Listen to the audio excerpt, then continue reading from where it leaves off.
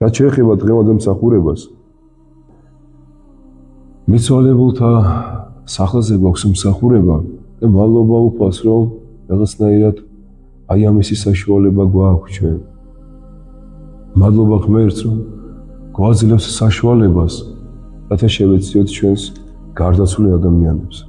ნებისმიერი ადამიანი, ვინც არ უნდა იყოს და როგორი ცხოვრობდეს, არ უნდა ცხოვრობდეს, შეწევნა, დახმარება ყველა ადამიანს ენდომება. ჩვენს როცა გარდავიცვლებით, აუცილებლად გვენდომება შეწევნა ჩვენი ახლობლებისგან, შემოწირფასება. და რა სახის დახმარებაზეა საუბარი?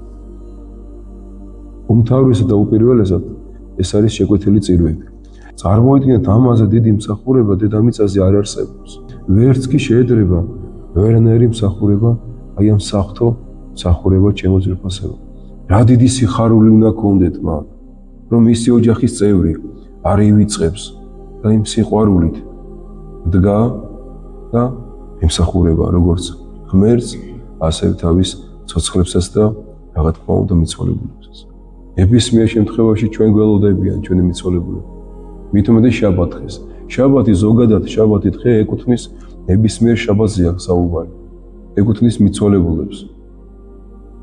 ერთ-ერთ ქადაგებაში უწმინდესიც ამბობს და ძალიან ბევრი წერენ კიდე წმინდანები აი ამ დღეზე, რომ ყოველი ქრისტიანი შაბათ დღეს ეკლესიაში უნდა იდგეს და მცირე პანაშვიდი მაინც უნდა გადაახტევინოს თავისი მიცვალებულთა სახლაზე.